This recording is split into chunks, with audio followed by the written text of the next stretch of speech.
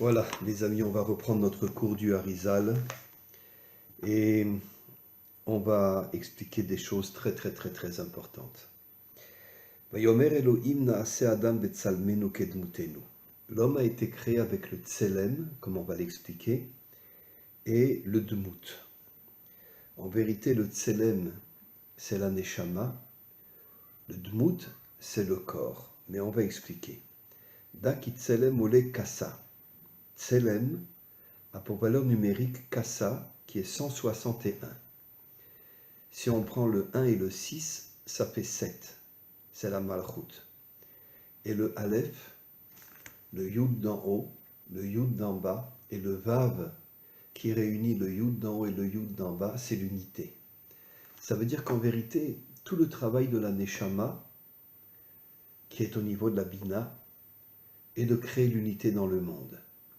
Comme je l'ai souvent déjà expliqué, mais je me répète, tout le travail, c'est l'unité. Aujourd'hui, c'est l'uniformité. Chaque peuple se bat contre un autre pour essayer de l'écraser.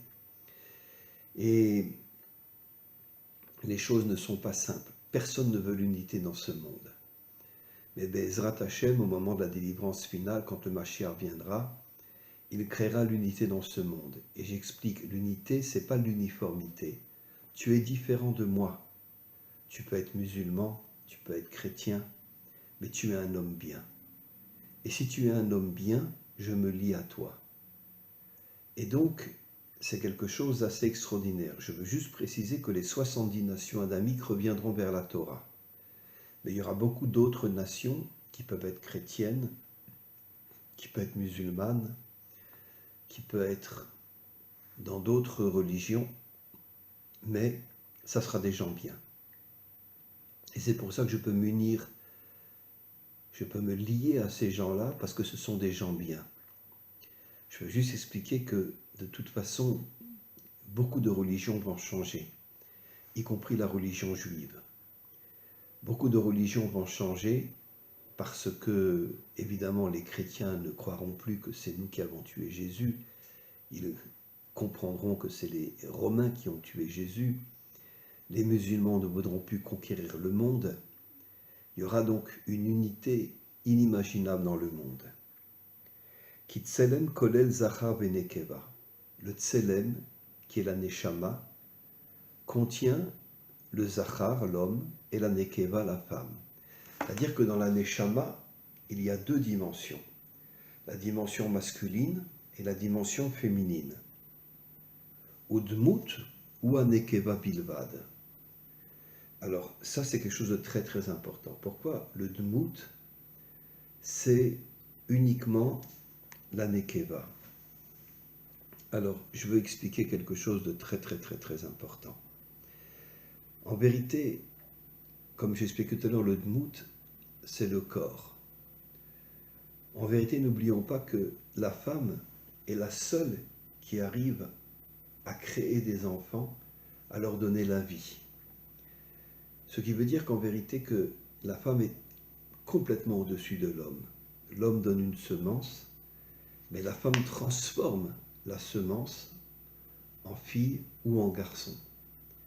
Ça veut dire que la femme a une force inimaginable, comme disent nos maîtres, que la femme est au niveau de la bina. Ce qui veut dire que même si elle est au niveau de son corps, grâce à son corps, elle donne la vie. Et c'est quelque chose de très très très très très très très très très très important, que seule la femme peut donner la vie. L'homme ne peut pas donner la vie. Vechen adam kolel shnayim veish zachar levad kiza ikro minabina. Alors ici, le Harizal dit quelque chose d'extraordinaire. En vérité, Za, c'est Tiferet. Et Tiferet est connecté à la Bina. Et la Bina, bien évidemment, donne des forces inimaginables à Tiferet, et Tiferet, c'est l'unité. Ki misham amochin shelo va Bina nikret Elohim. La Bina s'appelle Elohim. La Chochma s'appelle Hashem, et la Bina s'appelle Elohim. Pourquoi la Bina s'appelle Elohim? Parce que nos maîtres nous disent que jusqu'à la délivrance finale, le monde est un monde de dîn, un monde de rigueur, et Elohim fait allusion à la rigueur. Mais d'un autre côté, Elohim est connecté à la Bina. Et la Bina donne des forces absolument incroyables à la Malchut. Et donc cette Malchut reviendra un jour vers Dieu. Et à ce moment-là, Dieu sera le seul dirigeant de ce monde. Ve'adai be'ilu amochin, ava letzorer nugva ou letzorer tartonim, ou tzrechu shiavu mochin, me'aba ve'ima. Alors, encore une fois, le Harizal revient et explique. Seule la femme peut donner la vie. Et donc c'est pour ça qu'il y a l'union en haut, dans les mondes supérieurs, entre la sagesse de Dieu et la bina de Dieu. Et la chokhma représente le masculin, mais ce sont des attributs spirituels, et la bina représente la femme. Et donc il y a l'union entre l'homme et la femme, comme il y a l'union entre l'homme et la femme dans le monde d'en bas, dans le monde matériel. Et là, c'est une union qui permet justement à la Bina de recevoir non seulement des forces du Keter, de la couronne, mais des forces aussi de la Chokhma. Elle prend ces forces et elle les envoie à Tiferet, à l'unité, elle les envoie à la Malchut. Vezeu naase Adam belashon rabim, she'em Abba ve'ima. Et donc, naase Adam, faisons l'homme. Pourquoi faisons l'homme?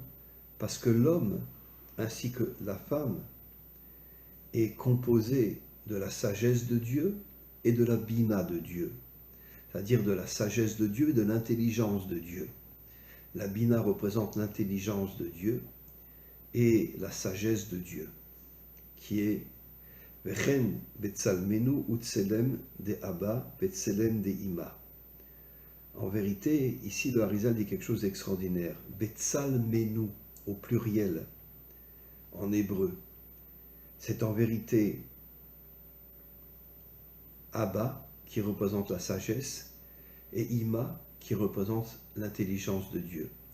Ça veut dire que le tselem n'est pas seulement dans l'homme. Le tselem est surtout et aussi dans la femme. Et pourquoi? Parce que, encore une fois, au niveau de sa racine, la femme est au niveau de la bina, comme disent nos maîtres, bina yetera nitna laisha. La bina est beaucoup plus chez la femme que chez l'homme. Et c'est la raison pour laquelle, grâce à la bina, la femme peut enfanter, la femme peut donner la vie à des enfants, et c'est la seule qui est capable de donner la vie dans ce monde.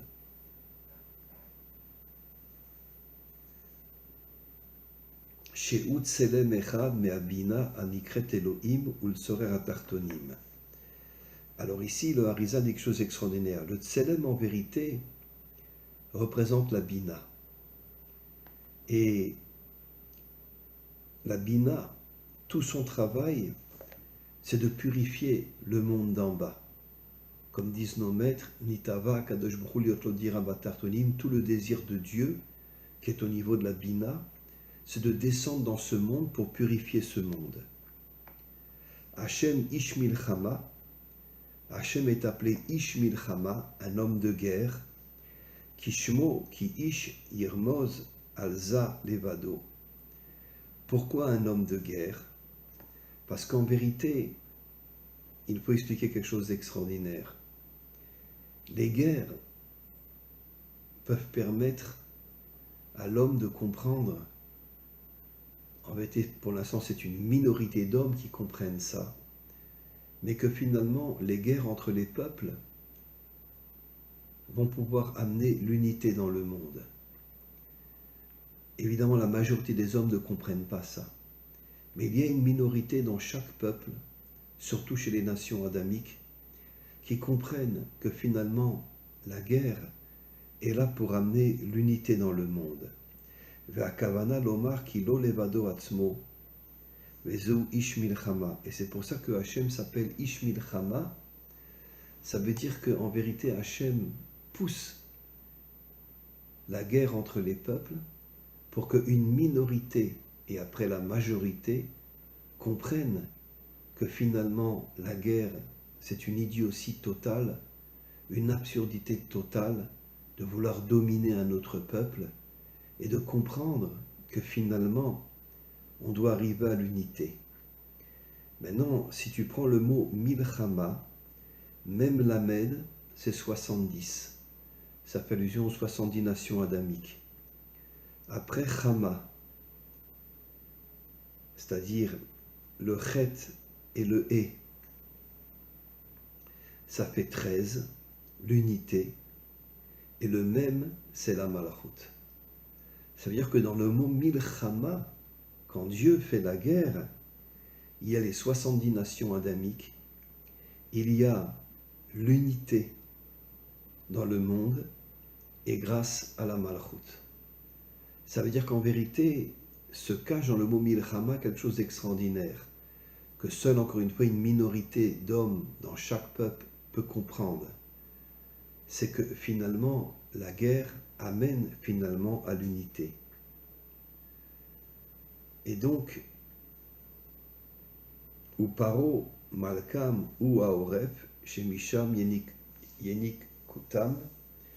Et donc, Paro représente en vérité tous les dictateurs de ce monde, qui sont en vérité les politiciens, qui veulent dominer le monde et qui ne veulent absolument pas laisser Dieu diriger le monde. C'est pour ça qu'ils prennent la Malchut, mais la Malchut est sans couronne. Et donc, jusqu'à la délivrance finale, quand viendra le Mashiach se battra contre tous les politiciens de ce monde, contre tous les méchants de ce monde. Il les tuera. Et à ce moment-là, le monde redeviendra un monde pur, un monde authentique. On va continuer. Veda kilemala betikuna kadma aldikna nikra el. Et donc, veine shesham el em gimel miyamin ve'em el shaddai el havaye el Adonai. Alors, il y a en vérité 3 noms de Dieu dans ce monde. El Shaddai, qui correspond à la Malchut. El Havaye, qui correspond à l'unité entre la sagesse de Dieu et l'intelligence de Dieu. El Adonai, et El Adonai, c'est aussi la Malchut. Vegimel Mismol Kiotsebaem. Et donc, le El, qui est avant Shaddai, qui est avant Havaye, qui est avant Adonai, le El fait allusion à Elohim, fait allusion à la Bina. Et la Bina est du côté gauche. Pour l'instant, dans ce monde, on est du côté gauche, c'est-à-dire on est dans la rigueur, on est dans les épreuves, on est dans les difficultés. Mais, quand le Mashiach va venir, il enlèvera le El, et il ne restera que Shaddai, Havaye, Adonai. C'est-à-dire qu'en vérité, on reviendra à la droite, à la bonté de Dieu, et le monde se transformera entièrement. Omnam einan nochim ela Hashem bilvad, ki abet tartonim she'em el Adonai shebeyamim usmol, em sodolam asiya. Alors, El Adonai fait allusion au monde matériel. El, c'est Elohim, c'est la rigueur. Adonai, c'est la Malchut. Et donc, c'est le monde d'en bas. Em Sod Olam Asiya, c'est le secret du monde matériel. Ukhdei shelo yeh achiza al hachitzonim asher sham, lo nitgalu rak shnehem, ze kalul beze. Kemevoir etzenu bemilat ha'el shebibirkat avot. Et donc, le Harizal dit quelque chose d'extraordinaire. Tout le travail d'Hachem et tout le travail de l'homme authentique, c'est d'empêcher que le monde matériel tombe complètement dans la politique et surtout tombe complètement dans toutes les fautes de ce monde. C'est pour ça qu'il y a beaucoup d'hommes, pas seulement en Israël, mais chez les nations aussi, je parle des nations adamiques, il y a beaucoup d'hommes qui sont propres, et qui se connectent à la Neshama, qui se connectent à la Bina, et qui ne tombent pas dans le monde matériel, qui ne tombent pas dans toutes les fautes de ce monde. Et bien sûr, c'est une minorité aujourd'hui, parce que la grande majorité des hommes aujourd'hui veulent le plaisir, la débauche, l'idolâtrie, la corruption, etc. Mais grâce à cette minorité d'hommes, pas seulement en Israël, mais aussi dans les 70 nations adamiques, grâce à cette minorité d'hommes dans le monde, il y a d'une certaine manière un chemin qui va mener à la délivrance finale. Parce qu'il y a beaucoup d'hommes authentiques dans les 70 nations adamiques, il y a beaucoup d'hommes authentiques en Israël, et il y a aussi dans les autres peuples des hommes authentiques qui ne veulent pas tomber dans la faute. Et donc, même si c'est une minorité, cette minorité va d'une certaine manière amener le Mashiach. Et quand le Mashiach se dévoilera, à ce moment-là, il montera une armée inimaginable pour se battre contre tous les méchants de ce monde. Et donc, on va continuer. Da shechol nitzotze neshamot mikol neshama ou neshama mechuyavim lekayem kol triag mitzvot. Alors, c'est au niveau de la neshama, qui est au niveau de la bina, que l'on accomplit les 613 commandements divins. Imlo otam she'en beyado yecholet lekaimam kemo maase akorbanot kulam she'inam noagim achar achorban. Malheureusement, il y a la destruction du temple. Israël est parti en exil et dans tous les pays du monde, c'est très très difficile d'accomplir les mitzvot d'Hachem. N'oublions pas qu'aujourd'hui, la grande majorité des Juifs sont laïcs, comme partout dans le monde. Peut-être 80% des Juifs sont laïcs, même se marient avec des non-Juives. Et n'oublions pas les milliers de Juifs qui sont en Allemagne. C'est de la folie pure. Surtout que la majorité sont des Ashkénazim dont les parents ou les grands-parents sont morts. Et ils se retrouvent en Allemagne, et tout ça pour faire du fric. Ce ne sont pas des Juifs.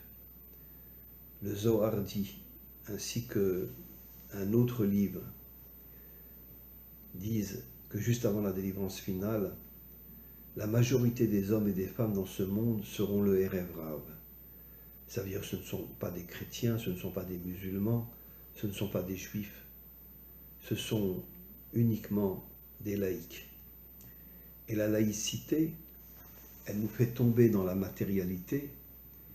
Et cette matérialité, qui est en vérité le plaisir, fait tomber la majorité de l'humanité dans ce monde. C'est pour ça que nos maîtres nous disent dans le Talmud que juste avant la délivrance finale, la majorité des hommes tomberont complètement. Et donc, Ukiyotse baem kemo mitzvat yibum bechalitza oget opidion ben bechor. Et donc, dans ce monde, aujourd'hui, juste avant la délivrance finale, il y a beaucoup plus de divorces, get, qui veut dire divorce. Il y a beaucoup plus de divorces que de mariages. Sachant que la grande majorité des hommes et des femmes ne se marient pas aujourd'hui dans le monde, je parle de la laïcité, ils vivent ensemble et puis après ils se quittent et chacun va vers un autre homme ou vers une autre femme.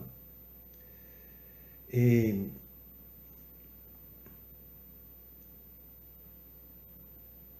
il n'y a pas de mariage, et même s'il y a un mariage, aujourd'hui il y a beaucoup plus de divorces dans ce monde que de mariages. Et pourquoi? Parce qu'en vérité, c'est très difficile de rester toute une vie avec une seule femme. L'homme veut d'autres femmes. La femme, elle est plus pure que l'homme, mais il y a aussi beaucoup de femmes qui, elles aussi, veulent d'autres hommes. Bien que chez les hommes, c'est beaucoup plus grave que chez les femmes. Et donc, c'est pour ça qu'il y a beaucoup plus de divorces dans ce monde que de mariage. Be'ezrat Hashem, on continuera ce cours extraordinaire. Amen ve Amen.